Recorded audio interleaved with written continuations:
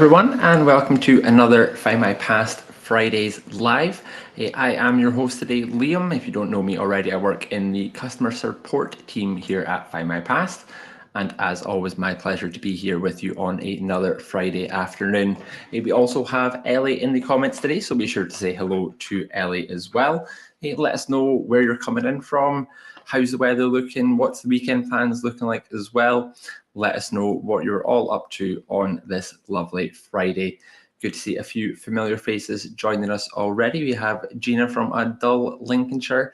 Very dull in Dundee today as well, actually. I was going to say that I don't have hay fever today, so touch wood, that stays the way for the weekend as well, but also a sign that the weather has taken a bit of a turn, I think, as well. You always get that week in April, March, where it's finally sunny, it's finally warm, you think summer's finally here, and then you get a week like this where it's all grey and rainy again. A little reminder that not quite summer just yet, but hopefully soon.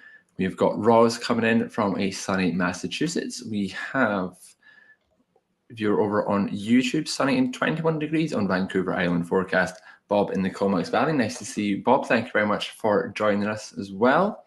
We've got Andrea. Andrea's got the sun enemy, Stoke-on-Trent in the sun there. Probably won't ask Christine how the weather is in Los Angeles. I feel like that is just going to upset me even more at how the weather is in Dundee here today, but especially with the time difference, nice to see you as well, Christine.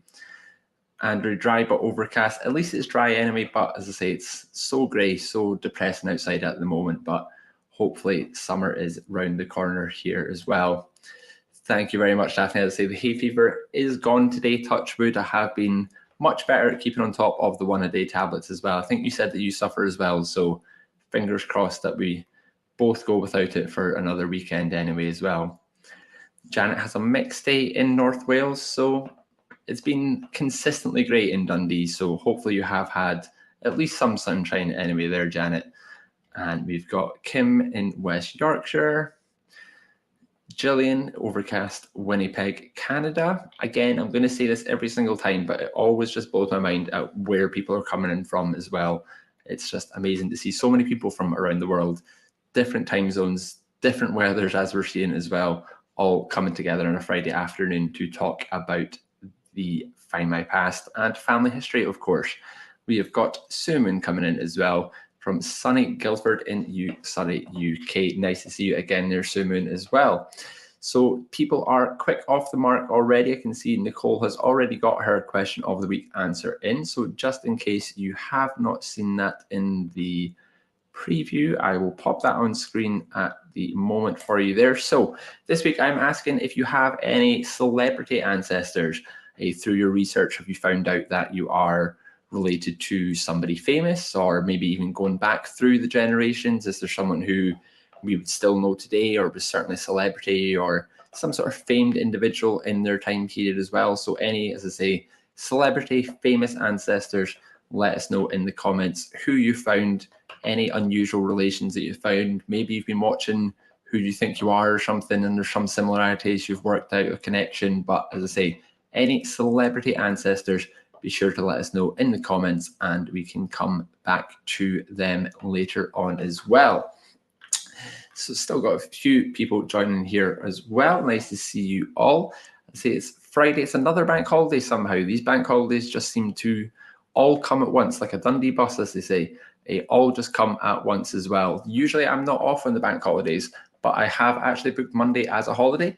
And I didn't realize this until Friday this morning when I logged on and thought I would double check when my next day off is, and it was Monday. So thankfully I did work that out this morning. I didn't wake up on Monday morning, log in for work, and only to be told I'm not meant to be there, and back to bed it was. So as I say, I will be joining everyone in the bank holiday festivities for a change this weekend. So as I say, let us know what you have planned. I'm sure part of your plan will be to get into the new records. So we will start off by having a look at what we have this week in terms of the new records. So we have 3 additions to the website this week, and they are all 3 new record sets as well, which is very exciting. I feel like we've been on a bit of a run recently where all the new records I get to talk about are updates to existing collections. So very nice to have 3 new record sets to talk about this week. They are all in the same category. They are all the return of owners of land, but they are split into three. So we have Scotland, England and Wales, and Ireland.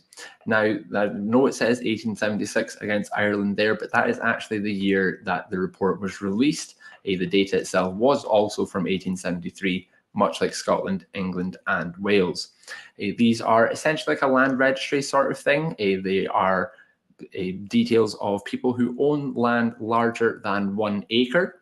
There is transcriptions and images available. Always nice to see original images on site as well. And on both the transcription and on the image, you will see information such as the name of the person, their registered address, not necessarily the address of the land, but where their address is, and the size and the value of the land as well. So as I say, there are 3 record sets, but all the same. So we'll have a look at some examples from some of them. So this is one, first of all, from County Donegal in Ireland, where my grandfather and that side of the family are all from as well. And this just gives you a kind of idea as to what you can expect to see. So when you look at the columns, you can see that there is the name of the owner. Because of the time period it is, you will see a lot of titled individuals in here as well. Like the Duke of Abercorn, for example, is the one at the top of the list. The address of the owner. Now, as I said, this is the address of the owner themselves, so may not necessarily be where the land itself is. For example, you can see James Aitchison, the second one on the list. His address is actually in New Zealand. So even if they weren't in the country at the time, if they owned land in that county, in that country, they will still be on the list.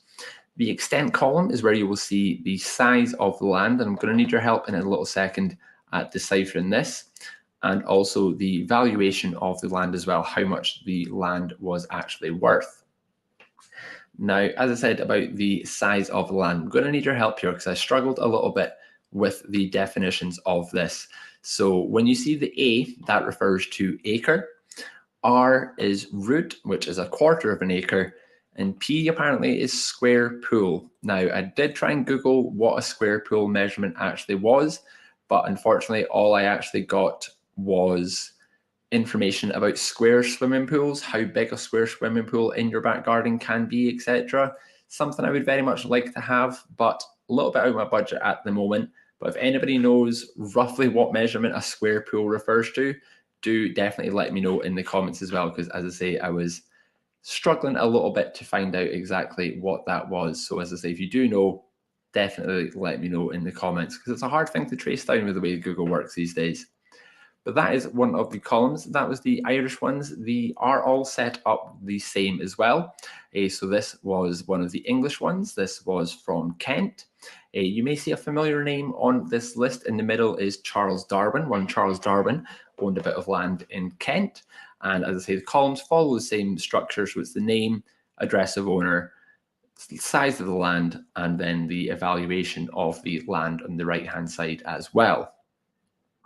Now, you may have noticed that when I was on the Donegal page, you saw that little column at the top, which had the population in 1871 and the number of inhabited houses. This is particularly important for the Irish ones when, of course, we know there are no census information surviving from that time period. But it's still interesting information to have, even if it is one like Kent, for example, which there will be census data available for. Now, with these records, they are collated in alphabetical order by county. So this is page 1 of the Donegal book, which is, as I say, starting with the surnames A. So when I was on Charles Darwin's page, I was obviously in the letter D, which was a few pages into the book. So if you were interested, if you did want to see that title page, you can browse these records. So you can flick through the images, you can use the thumbnails as well. And when you're looking at the thumbnails, it's going to be a little bit hard to see on the screen at the moment, maybe, but when you're looking at the thumbnails, you can kind of identify which page is the one that has the titles.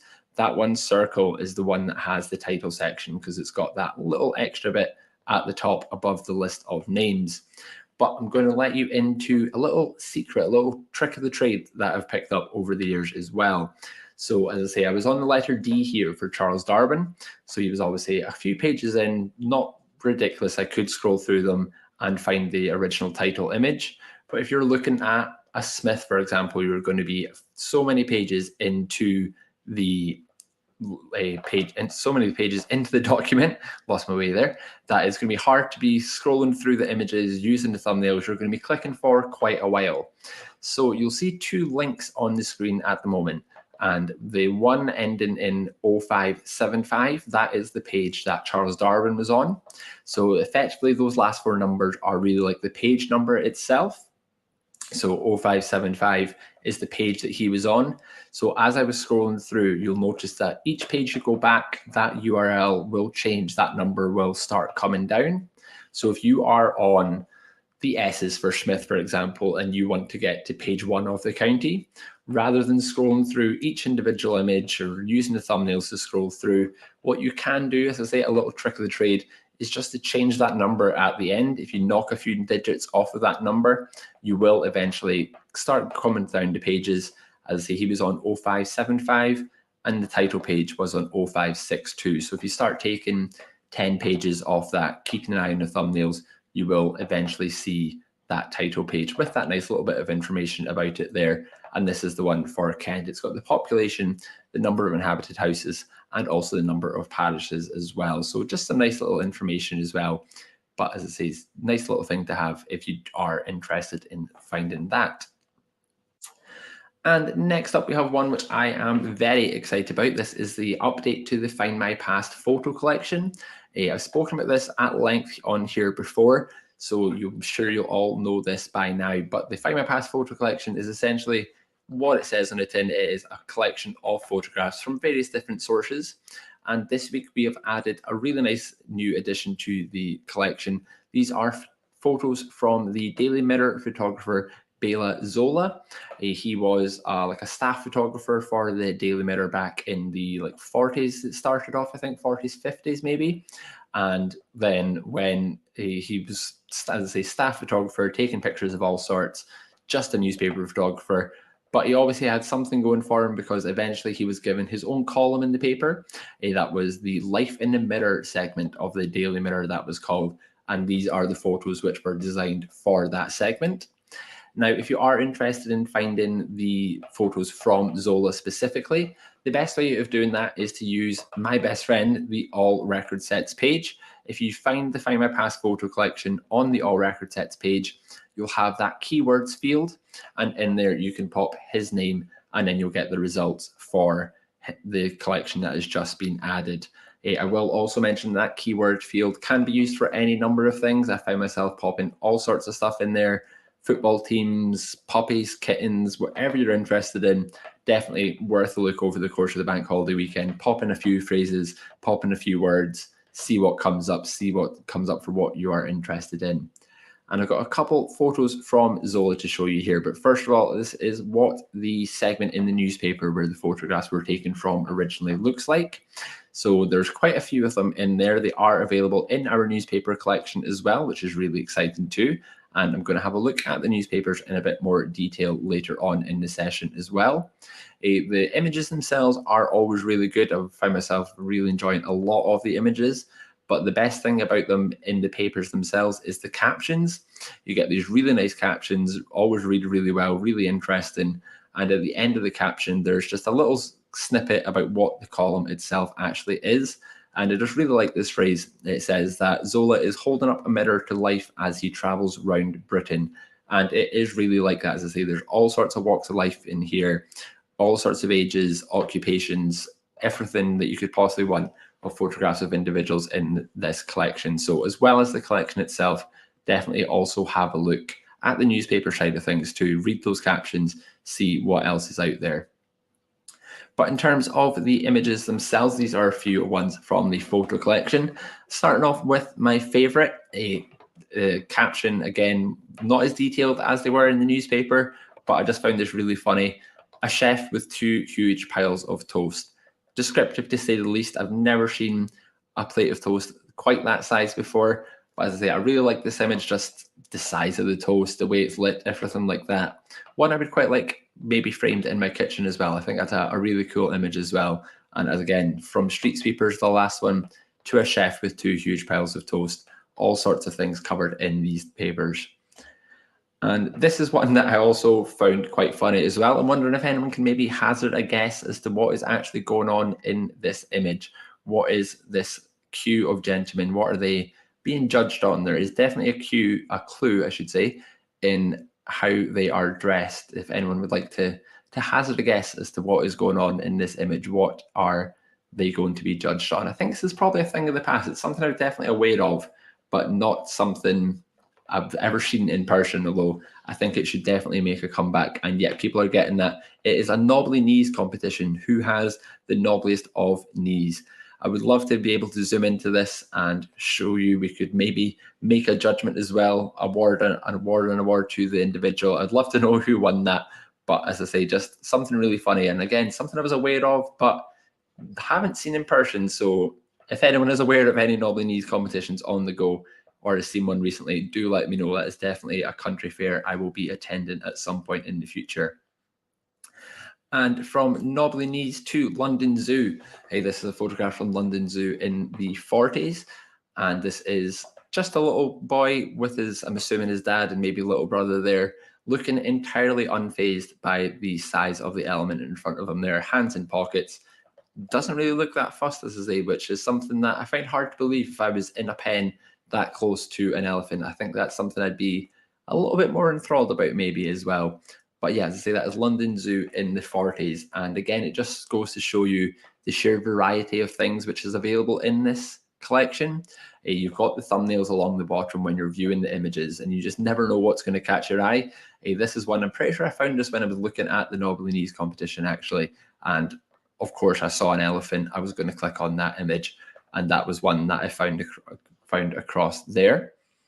I think I have one more, actually. I was going to say two more, but I've only got one more. So this is actually Zola himself. Zola is in the middle with the bowler hat, would it be, I guess, a bag and what looks to be the flash for the camera. So this is him with two people who worked in the sewers in London. He was spending a day with them, photographing them as they went around their day. And that is him in the middle of the photograph itself as well. And as I say, just all really good collection of photographs.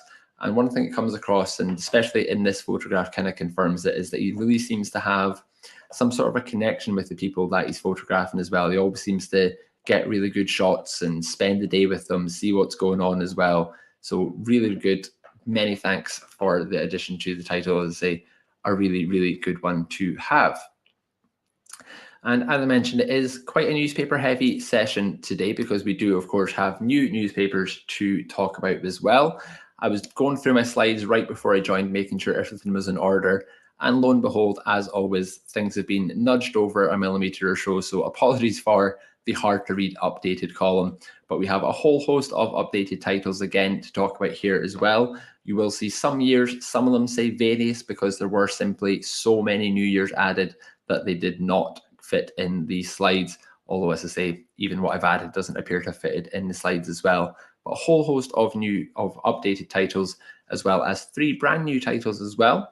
So we have the Farnham Mail, we've got the King and his Navy and Army, and we've got one which is Who's Who at the Coronation, a one which I was quite interested in when I saw the title of it there, especially when I saw the front page. I was wondering what was going to be in that. So I'm going to have a quick look at that, but not too much, because there may be some more information on things like this next week for you. So I'll leave that to the experts. But as I say, just wanted to have a quick look at this title and see what was inside it there. So this is the front page of the Who's Who at the Coronation. Very minimalistic, I think they would call it these days. Just the title, issue number, date, and a photograph of an individual with the name of the individual underneath.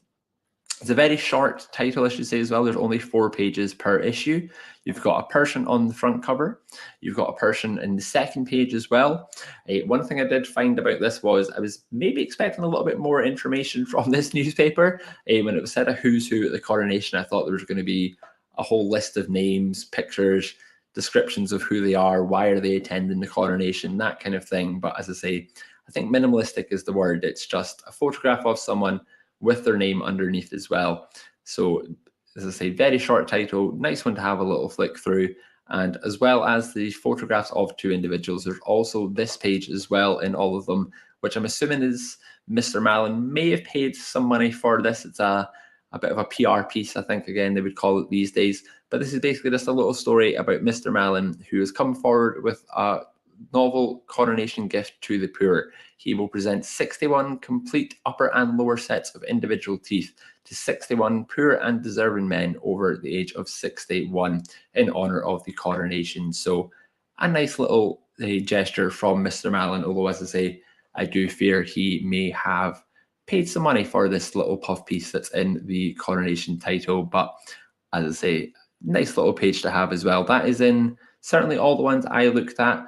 Interestingly enough as well, all of them also had an advert for Bovril at the end of it as well. So I found it quite funny how we're going from pictures of these esteemed gentlemen attending the coronation, nice little piece about what Mr. Malin is doing for the poor, and then a little advert for Bovril, which I thought I did include in my slides, but it must have been cut short. I do apologise, but you'll just have to look up yourselves. And if you're interested in Bovril, for example, as well as the coronation, it is all in that title there for you. So that is the end of the new records and newspapers. So I'll take my slides away. And I will catch myself up with the comments, as I did have that in full screen. So what have I missed in the comments here? A lot of good question of the week answers coming in here as well. So let's have a look. So,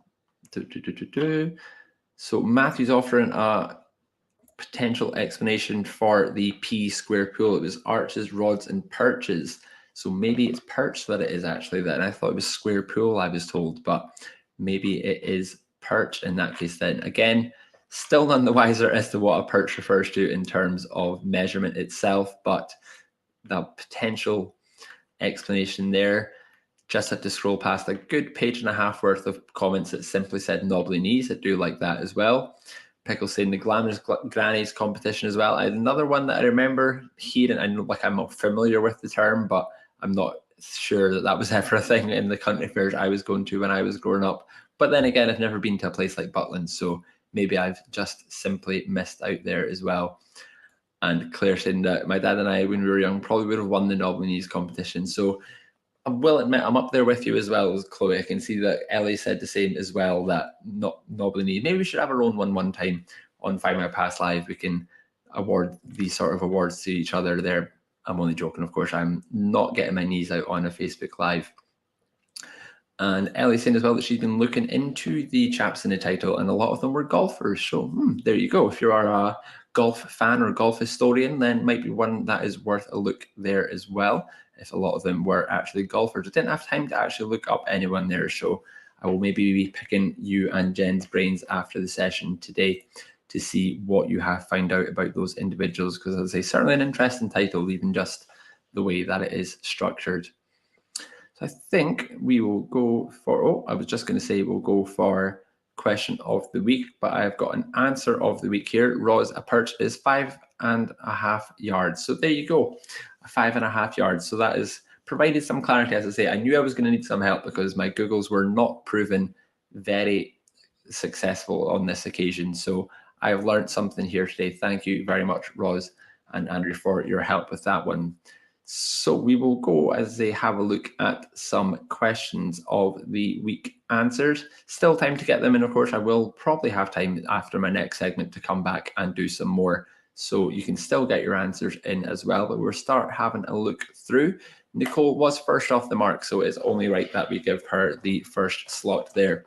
So she discovered that a distant cousin married a relation to Emily Pankhurst. Couldn't believe it when I found out. So that's a very interesting one to have. Funnily enough, when I was looking at record sets this week, the Suffragette collection was one which I was going to have a look at. So would have been a bit of a coincidence, but as I say, a very interesting one, a nice surprise to have there. Karen is very, very loosely related to King Charles III. A relation nonetheless. Karen, very loosely or otherwise, is still a relation. And we've got a lot of good answers coming in for this one as well. We'll do a few more.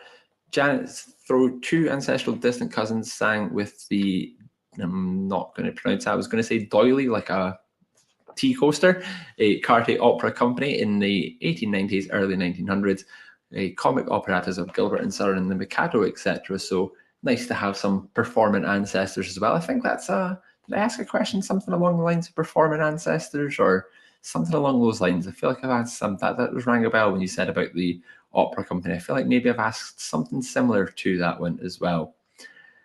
And who have we got? Christine has got Zoe and Emily Deschanel through my Orr family in Pennsylvania, who were involved with the Underground Railroad. Very nice. My girlfriend will be very excited to hear about Zoe Deschanel as well. I think a name I probably never thought I would ever mention on a Facebook Live, but a good one to have nonetheless. And Gina has recently received a hint that said she was related to Abraham Lincoln.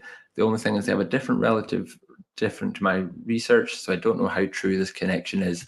Again, Gina, a reminder to take any hint that comes from another tree with a pinch of salt. Be sure you are doing your own research into that as well. Make sure, just fact checking what the other person has, make sure that it is all in order as well. Ellie has also given us an answer. So there's a family rumor, we love a family rumor, that on my dad's side, I'm distantly related to William Wordsmith, yet to prove this. And I have Keats in my tree on my mum's side, but yet to link to the great poet. So some work to be done there. That would be another really good one to have as well. So that would be a very, very interesting discovery as well. Not as interesting as the discovery me and Ellie almost made when we thought we may be on each other's family tree if we went back far enough.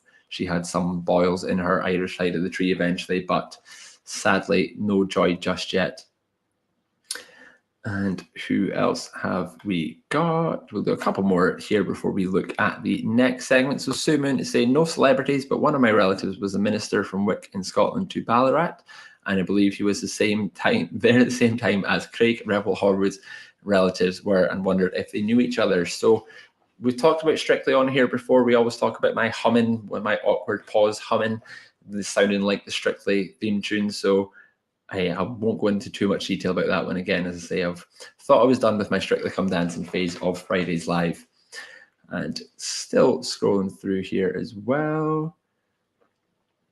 Margaret saying that I was told that my brother, that Lord Rosebery or Rosenberry, not sure of the actual spelling, has a photo hanging in some place in George Square. I was born in Glasgow in 1943. So funnily enough, I'm going to Glasgow tomorrow, Margaret. So imagine that's maybe the city chambers that might be in George Square, perhaps. That would be certainly my first guess anyway. If there was going to be portraits hanging up, it's a good chance it is in there.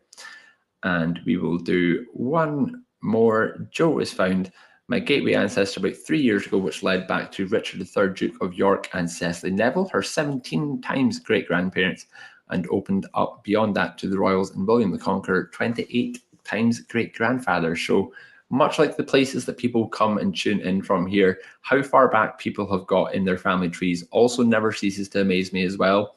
Always serves as a reminder that I need to get back into my own research a little bit. Sometimes do too much of these Facebook Live research and the rabbit holes that come with them as well. And I've neglected my own family tree. And I've been saying that for weeks as well. This is not the first time you've heard me say that. So remind me next time I'm on that I do need to go back and do that as well. So good stuff. So thank you very much for your answers. As I say, still time to get them in. I'm sure we will have more time after the next segment to come back to more of them. So just going to note a few of them. Thank you very much, Matthew. Doy Lakehart, thank you very much. That sounds much better than doily that I was going to say. So thank you very much for the clarification on that one there. So we will move on to my next segment. I just realized I've forgotten to share my screen. So I'm going to do that just now. There it is on screen now. So we're going to talk about a new feature to the website, or should I say an updated feature to the website. One that I'm sure some of you have already noticed on screen, perhaps have already used. If you have already used that, do please give us your feedback in the comments. I will be collating that and passing that back to the team responsible after the session. So any comments, any pain points, any positives, let me know in the comments as well. And I can, as I say, collate that and make sure that's passed on to the powers that be after the session today. Or indeed, if you've not yet used it, you notice anything as I'm going through it there that you may be unsure of, want any clarification on, or particularly like or dislike, again, let me know and I will be sure that we pass that on after the session. So today I'm going to talk about the changes that have been made to the newspaper search page. It's got a bit of a refresh, one I'm a big fan of personally. I was very excited when I first heard that this was being worked on, right through to when it's been released now. Been very excited. So one I'm glad to be talking about today. So the good news is that it's still in the exact same place as it was before. You're still going to click search at the top of the page and choose your newspaper and periodicals. But this is where you will land on this page, which looks very different to how it did before. So this is the new look newspaper search page is here. You still got some facts and figures about how many pages there are down there as well, but your searching is going to be done from these two places. Now, functionality wise, it is exactly how it was before. You've still got the name field and you've still got the keywords field. The only difference is that name is now just one box. If you remember previously that it was two boxes, first name and last name, that is now just one box, but you can still enter a full name in here as well. And as the pop-up here as well says, if you're searching for more than one name, you can just pop in a name, comma, next name as well. But as I say, functionality wise, it still operates in the exact same. So we will start a search for names. So we'll use the photographer that we were talking about earlier, Bela Zola. And you can pop in, as I say, just his first name. I could just pop in Bela, but I'm going to pop his full name in there. I could pop in a keyword as well. I could put photos or mirror or life in the mirror, for example, a name in the column. And you've got, again, the box, like I said before, for the exact search on the keywords or not. But as I say, just to give a brief overview, I'm going to just pop in a name here. Now, you will also see that this part has changed as well. And I can see that Andrew has picked up on something as well that's what some people did mention to myself in customer support previously, and that was having trouble applying the filters on the old page. But this is much easier now, and all the same filters are still there. So you've still got things like the county of publication, for example. That is where you would see the box on the left-hand side previously that would have had a list of counties. But here it is much easier to select more than one at a time. For example, if you're looking for an ancestor who maybe moved around counties, then you will be able to click more than one. You can click Glamorgan and you can click London, and the results will update in live time as well. And once you have the filters, if you click off of the box, you'll see any filters that you've applied coming up in these little green boxes at the top of the page. So if you do wish to remove one of them, you can just simply click the X next to the green box to remove it, or indeed you can just untick it from the county publication box as well.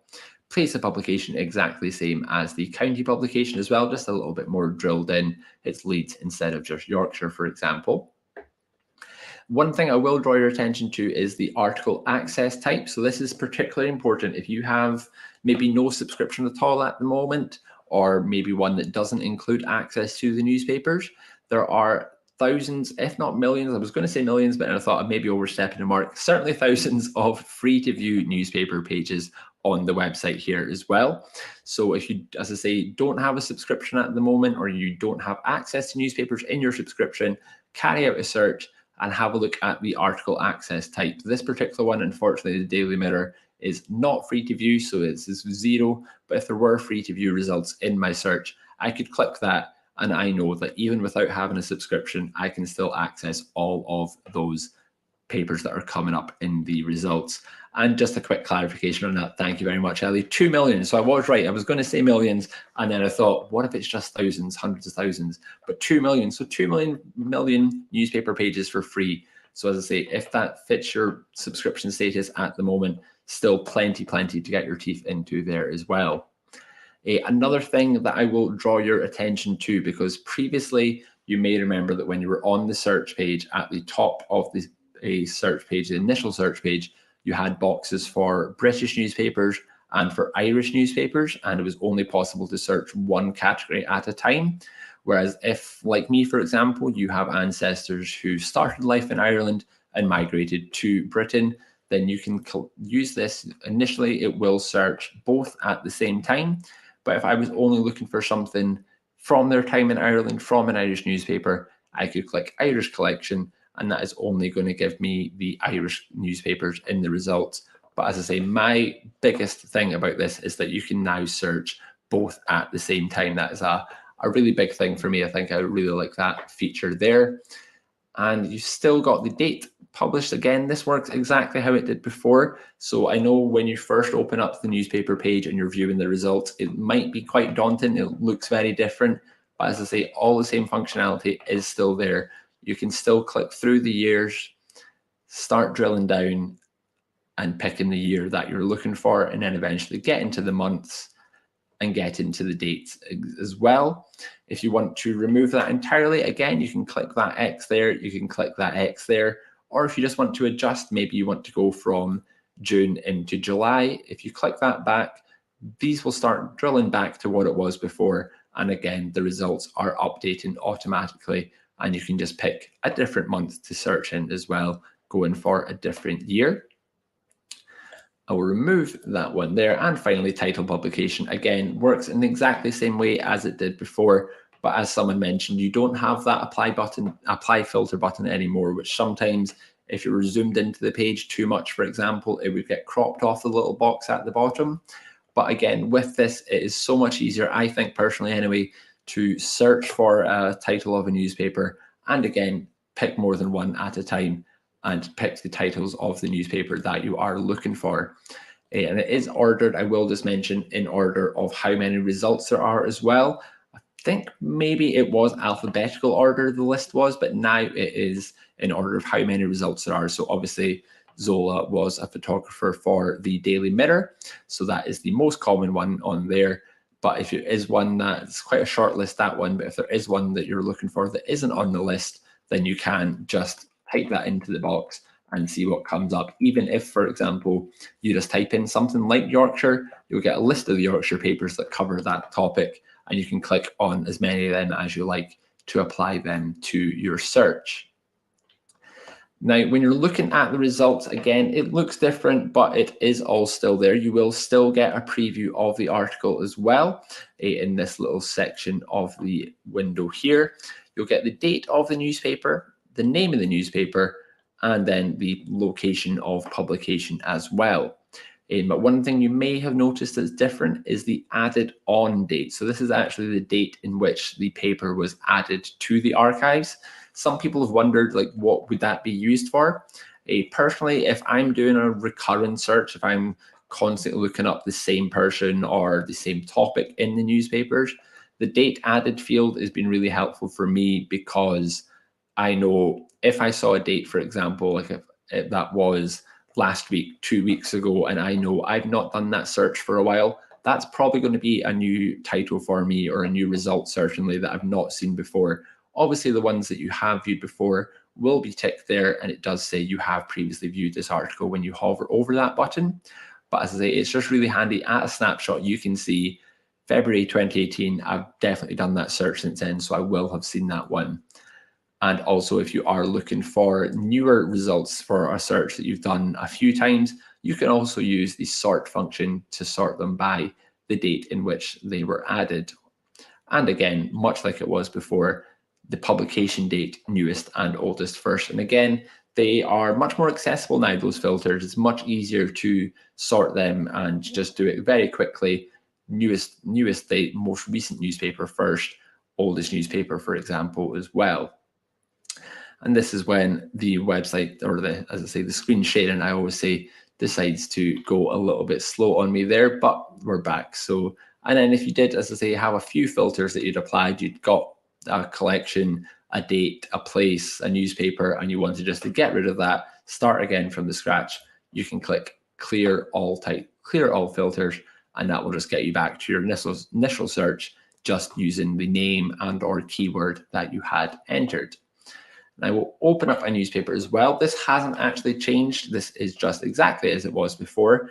But I thought, whilst we're looking at the newspapers, I thought I would draw your attention to a couple of things that you maybe haven't used before on here. So you've still got the download and print page options at the top. So if you are saving a copy of the newspaper to your files, or you want to attach it to your family tree, for example, you can still download, you can still print copies of that out.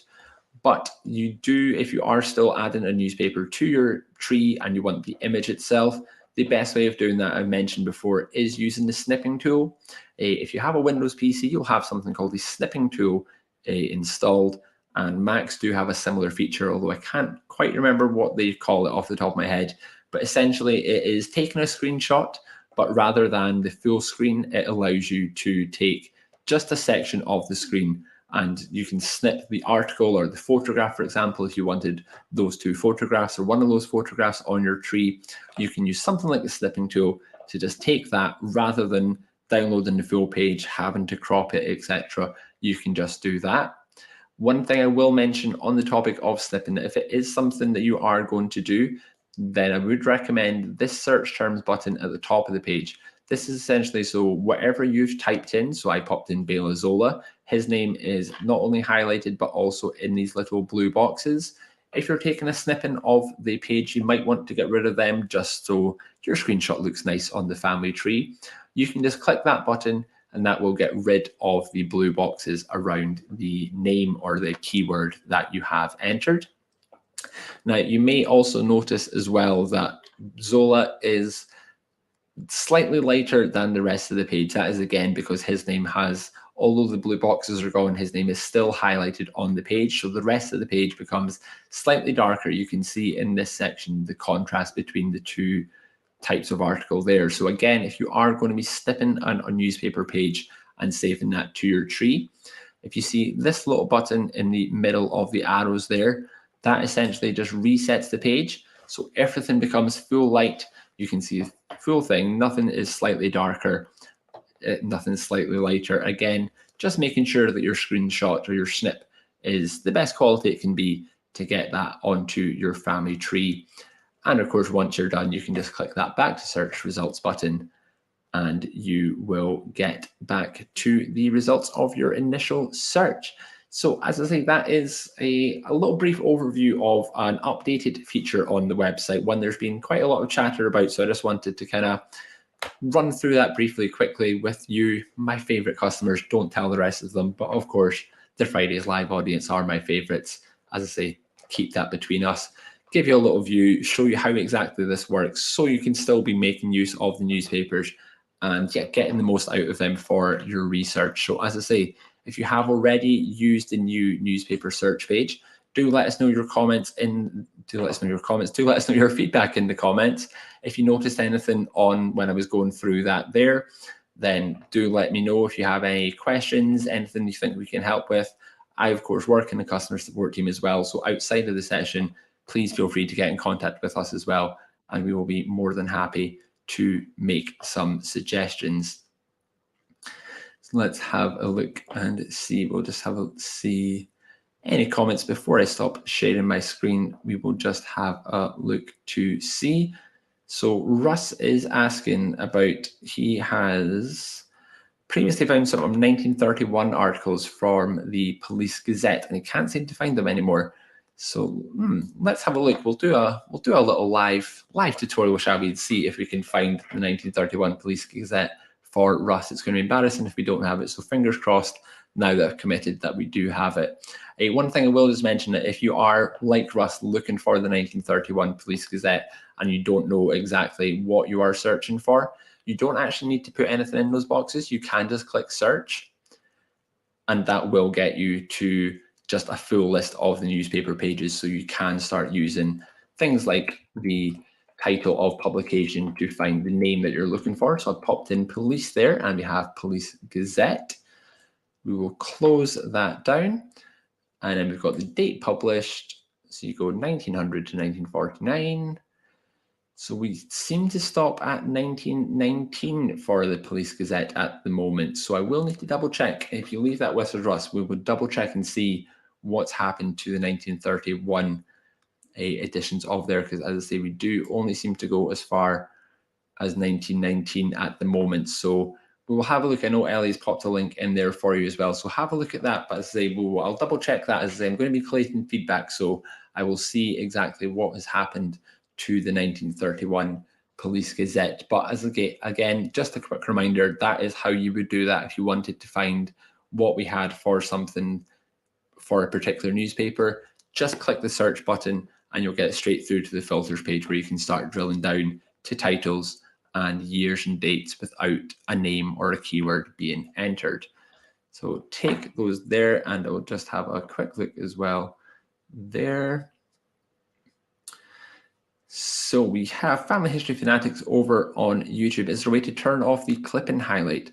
For instance, if I wanted to clip a headline from the page where my ancestor appeared, how can I do that? So that's the kind of thing where you would do what I showed there with the buttons at the top of the page. I'll just go back on to Zola since he's front of center at the moment. So that would be, so if the word was highlighted, it would be the search terms button that you're turning off. That gets rid of the blue boxes there. But then if I wanted this headline, for example, it would be this reset button in the middle, and that would just reset the page so everything is as light as it can be. Then you can zoom in, get that position nicely. If you are hovering over that, which is maybe what you're referring to there, Family History Fanatics, if you wanted to do, when you hover over that, it will still highlight in blue because that is part of the article. I have found that myself as well. When you use the snipping tool, the best thing to do is just position the cursor elsewhere in the page, pop it up in the top left-hand corner, for example, get your snipping tool open, and then start going there. Because I think when you do have the snipping tool open, or Daphne did let us know how to do it on a Mac, it was Command Shift and 5 on a Mac is their equivalent of the snipping tool. As I say, if you pop your cursor somewhere over like here, get the snipping tool, get your Command Shift 5 ready to go. When you're in that mode, I don't think the blue text, the blue highlight should come up in the text. So maybe give that a go. As I say, just make sure your cursor is elsewhere on the page, and you'll probably get without that, as I say. Just have a quick look, as I say, before I stop sharing my screen in case anyone else has any other questions there. I think we're all good, so I will stop sharing my screen, have a little water, and I'll flick through, see if I've missed anything there.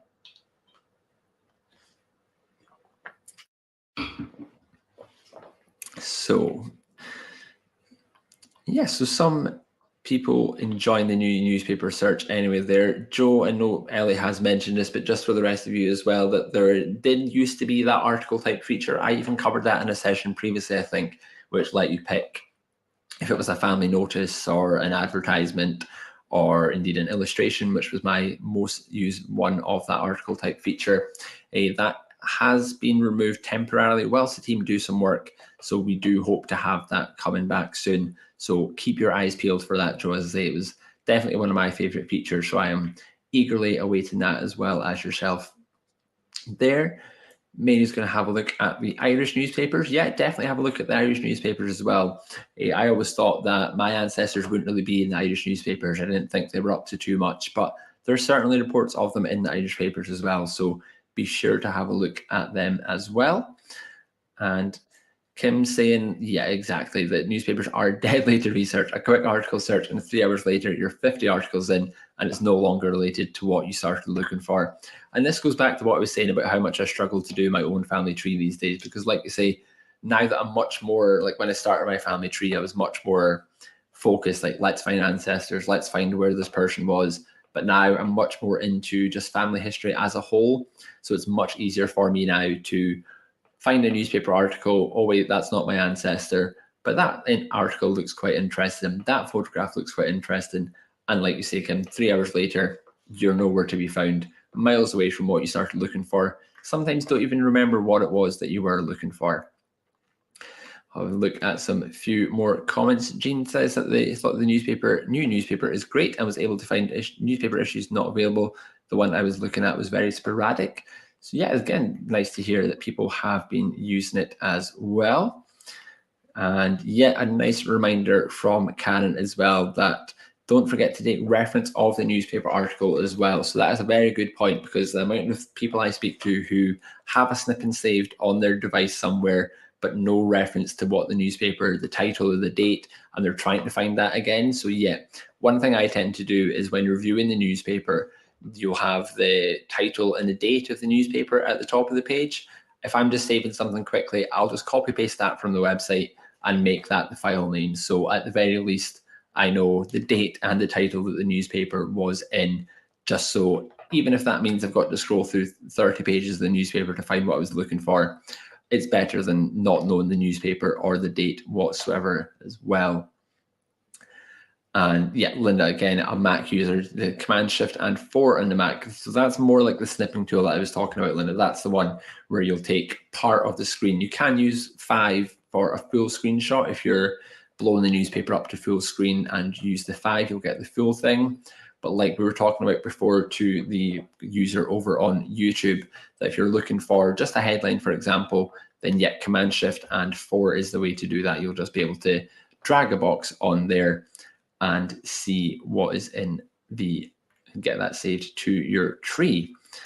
Have another quick look at the comments, and then we'll do a couple more questions of the week, and I will let you all get on with your bank holiday paper there. Let's have a look and see.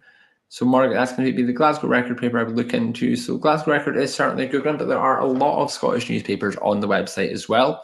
So personally, if you are starting to have a look into that, Margaret, I would maybe even just use the location field, pop the place of publication as Glasgow, for example, and you will see all the Glasgow newspapers coming up. Sometimes it's better doing that than in just one particular newspaper, because you never know which newspaper it's going to be. And like Karen says as well, you will often see the same article appearing in a lot of newspapers, word for word, exactly as well. So definitely, as I say, probably just location is a better thing to do on that front if you are doing that. Let's have a look. So as I say, we'll do a couple more questions of the week, since a few more people have answered in since we did the last ones there. So yeah, I'm just saying that my lot only made the news for the wrong reasons. Closest we get is by association. My dad's apprentice is now the speaker. But yeah, I should say, celebrity can be good or bad, I suppose. You never know what someone is going to be famous for, shall we say. So you never know what you're going to find. And even if it's for the wrong reasons, it makes for interesting reading these days, especially if you are using something like the newspapers to have a look into that. And Matthew saying there's a family rumour on my mum's side that family of her mum's grandmother was descended from the Scottish Grey family of the Glencoe massacre fame. There's been no connection with Scotland found at all. So again, like I said about Ellie, we love a family rumour on here, and it's always good when you're proving these family rumours right or wrong as well. So interesting that that's the rumour, but then you've not yet found a Scottish connection at all. So it's out there somewhere, I'm sure, Matthew. Definitely worth a look. And some famous people coming in from Ellen as well. She's distant cousins with Humphrey Bogart and Katharine Hepburn. Classic Hollywood, exactly. That's, you know, funnily enough, that's the kind of people that I've had in my head when I mentioned about celebrities, were actors of a certain era, actresses of a certain era. So that is a good one to finish on, I think, Ellen. Thank you very much for that. As two very famous ones as well. So a very, very good one. I'm sure that was a really good discovery to come across as well. And yeah, I think we will finish up. As I say, it's one of those ones when always in my head, I didn't say it out loud at the start this time because I know the mistake I made last time, but sometimes I think today might be a little bit of a shorter session by the time I get going. And then next thing you know, it's 4:54 and the weekend is ready to begin. So I will let you all get going with your bank holiday weekend. I hope you have a good one wherever you are up to. As I say, I have a long weekend for a change this weekend as well. So I will be enjoying my long lie on Monday, back to work on Tuesday. But yeah, have a fantastic weekend wherever you are up to. And I'm sure I will see all of you again soon. So thank you very much.